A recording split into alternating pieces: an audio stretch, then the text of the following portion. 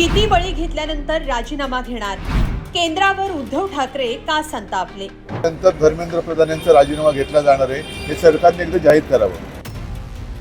लोकशाहीसाठी घातक दिवस, अमित ठाकरेही दिल्लीत का कडाडले? त्याच्यामुळे हा आपल्या लोकशाहीसाठी खूप घातक दिवस आहे. ही कुठच्या परिस्थिती आपण जगतोय. नीट परीक्षेच्या पेपरफुटीचा मुद्दा सध्या देशभर गाजतोय. यावरूनच उपोषण करणाऱ्या सोनम वांगचुक यांना दिल्ली पोलिसांनी अचानक रुग्णालयात हलवलं. यावरून आधी शरद पवारांनी आणि आता उद्धव ठाकरेंनी केंद्र सरकारवर आगपाखड केली आहे. तर राज ठाकरेंनी पाठिंबा जाहीर केल्यावर अमित ठाकरे थेट दिल्लीत धडकले. यावेळी दोन्ही ठाकरेंनी केंद्र सरकारच्या भूमिकेवर कडाडून टीका केली आहे. नेमकं काय घडलं पाहूया या व्हिडिओतून. दिल्लीत जंतर मंतर इथं गेले 21 दिवस शिक्षण सुधारक सोनम वांगचुक यांचं उपोषण सुरू आहे. शिक्षण मंत्री धर्मेंद्र प्रधान यांचा राजीनामा घेण्याची त्यांची प्रमुख मागणी आहे. पण कोर्टाचा आदेश आहे असं सांगत दिल्ली पोलिसांनी सकाळीच वांगचुक यांना रुग्णालयात हलवलं. पण वांगचुक यांची इतकी काळजी आहे तर मग त्यांच्याशी चर्चा का केली नाही असा सवाल उद्धव ठाकरेंनी केलाय. पाहूया ते काय म्हणाले. आणि प्रशासन यांचा दुरान्वयाने देखील संबंध नाही.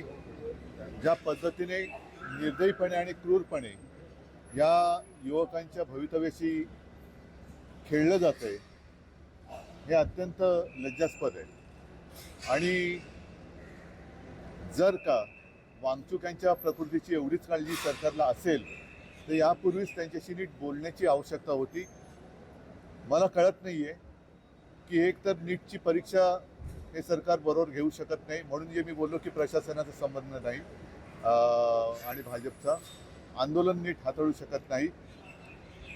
एकूणच धर्मेंद्र प्रधान यांच्यामध्ये असं काय आहे आणि अजून किती बळी घेतल्यानंतर धर्मेंद्र प्रधान यांचा राजीनामा घेतला जाणार आहे हे सरकारने एकदा जाहीर करावं. कारण वांगचुक हे तर स्वतःची प्राणाहुती द्यायला तयार झालेले आहेत. आता मी येताना माझ्या कानावर आलं की मुलंसुद्धा आता उपोषणा बसलेली आहे. यापूर्वीच नीटच्या परीक्षेच्या पेपर लीकमुळे अनेक विद्यार्थ्यांनी आत्महत्या केलेली आहे. मग एवढ्या आत्महत्या होऊन सुद्धा युवा शक्ती अशी वाया जात असताना धर्मेंद्र प्रधान यांना असं काय सोनं लागलंय की ज्यांच्या चुकांवरती सरकार पांघरून घालते. पोलिसांचा हा जो काही दावा असेल तर पोलिसांनी त्यांच्या दाव्यानुसार कोर्टाची ऑर्डर दाखवावी की त्यांना उचलून हॉस्पिटलमध्ये टाका. कोर्टाने त्यांच्या प्रकृतीबद्दल चिंता व्यक्त केलेली आहे. यापूर्वी देखील अनेक उपोषणं झालेली आहे. अगदी आपल्या स्वातंत्र्यापूर्वी सुद्धा महात्मा गांधींनी उपोषण केले, नंतर सुद्धा केले.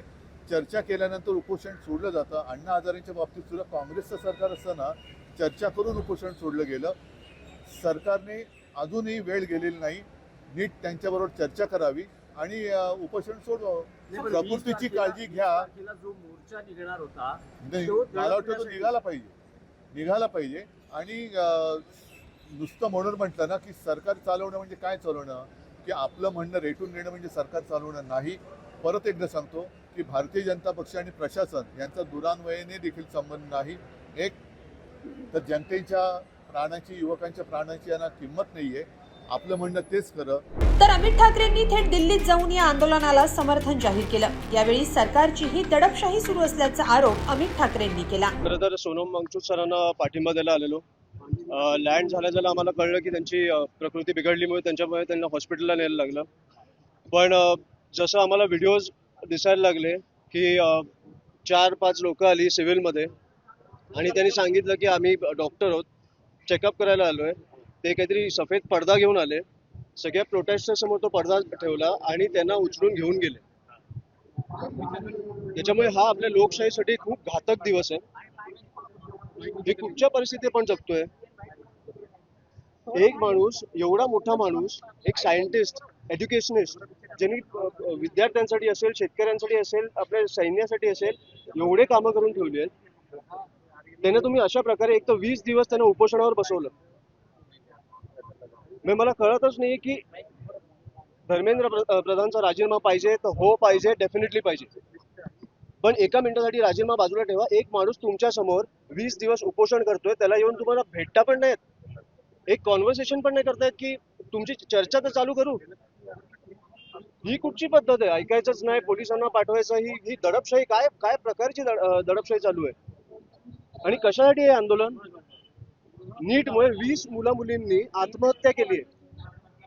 त्याच्यासाठी सरकार जबाबदार नाहीये. आपल्या इकडे अकाउंटेबिलिटी कोणी आन्सरेबल नाही राहिले म्हणजे कुठच्या मग कुठच्या राज्यात जगतोय आपण, कुठच्या देशात जगतोय आपण? तर त्यांनी म्हटलं, पोलिसांचं असं म्हणणं आहे की उच्च न्यायालयाने आम्हाला सांगितलं होतं आणि त्या निर्देशांचं आम्ही पालन करत अशा प्रकारे तुम्ही प्रोटेस्टर्सवर हात उचलताय, त्यांच्यावर धक्काबुक्की करताय. दरम्यान वांगचुक यांना दिल्ली पोलिसांनी रुग्णालयात दाखल केलंय, पण त्यांच्यावर परवानगीशिवाय उपचार करू नका असं वांगचुक यांच्या पत्नीनं म्हटलंय. तर दिल्लीत अभिजित दिपकेंनी आता उपोषण सुरू केलंय. एकंदरीत या आंदोलनाच्या माध्यमातून नीट पेपर फुटीवरून सरकारच्या भूमिकेवर प्रश्न उपस्थित केले जात आहेत. याबाबत तुम्हाला काय वाटतं? कमेंटमध्ये नक्की लिहा आणि lokmat.com ला सबस्क्राईब करा. धन्यवाद.